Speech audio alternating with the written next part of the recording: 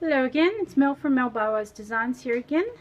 Today I want to introduce you to the Lawn Fawn dye ink range called Lawn Fundamentals. This is basically the entire colour range. We're only missing about 2 colours just because I like my brights and nothing too dim or dark. So there's a cranberry and a deep sea missing, which is like a maroon and a navy. They're a great starter ink. And I thought I'd show the basics on how to use them, because there are some tricks of the trade, and just to show those who are interested in the inks what they look like when they're stamped and how to stamp them and get a good crisp image. Okay, firstly I wanted to introduce you to the colours. We've got the basics here covered with our pink wild rose, our red lobster, our orange fake tan, our bright yellow sunflower, a celery stick green, a brighter green freshly cut grass, purple juice box, nice blue fish tank, our nice blue green called mermaid, a darker blue green called peacock, hippo, and a reddish brown called walnut, and of course our nice black licorice, which I'll be discussing a bit further a bit later. Rightio, these are all our inks stamped out. The 2 images are used from Lawn Fawn stamp sets. Now the first one is a bold sentiment stamp, and usually you'd have problems with ink getting in the actual wording, but as you can see it stamps pretty perfectly. Now when they first stamp they go pretty blotty, but then once they're dry they come out in these gorgeous crisp images. I don't have any problems. I'm a 20-year stamper and I'm pretty picky about my ink pads and how they stamp. These ones stamp really nicely. As you can see, there's no blotty or any ink spots where you can see the white through it. It is a really nice crisp image and it stamps absolutely perfectly. Okay, so I just wanted to show you how they ink up and what the difference is between the wet image and the dry image. Now we're going to use the Peacock first. I just rub my thumb across the stamp just to get a bit of a film on so it inks up easier. Now to ink up, I just squish it into the pad. Don't tap, just squish it.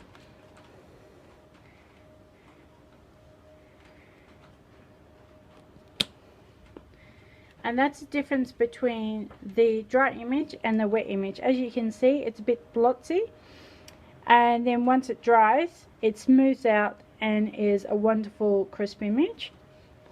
Okay, so this is our juice box. Once again, wipe our thumb across the image just to give it a film. Don't do that, squish it in and stamp. Not too firm on the paper and you'll get a crisp image every time.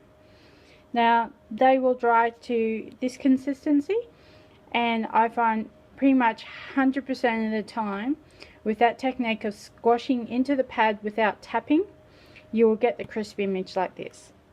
Okay, so the question, Lawn Fawn Black Licorice versus Memento. Now as you can see here, I've got 2 stamped images. This is Lawn Fawn Black Licorice on the right and Memento on the left. Now Lawn Fawn, even though my camera doesn't show it up well, it is a nicer black. Memento looks grey, and with a full image it's really blotchy. It's not a full crisp image at all, and it takes a bit to get. Whereas Lawn Fawn, that's one of my first goes, so it stamps really well.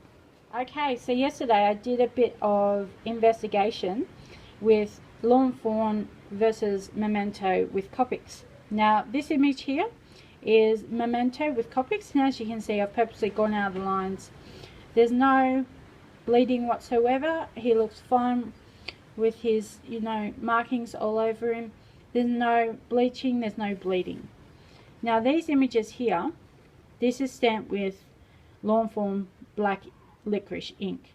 Now I purposely went out of the lines here to see if it would bleed, and as you can tell it has bled quite a lot. And then on this one, I haven't gone out of the lines too much, so it seems fine as long as you don't go out of the lines.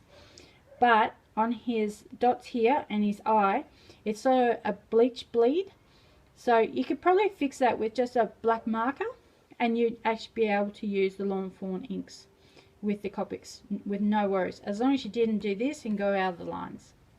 So to finish off, my overall review of these is they are great inks. They're perfect for starting out.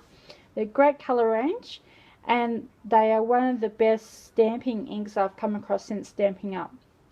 Now, I'm really hoping that they bring out some cardstock to match. They would be absolutely awesome.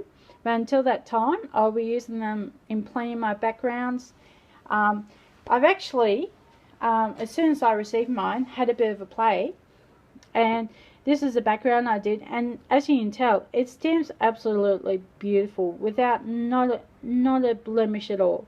So I really do suggest to have a go with them. They were worth the price. Okay, I'll catch you later. Bye.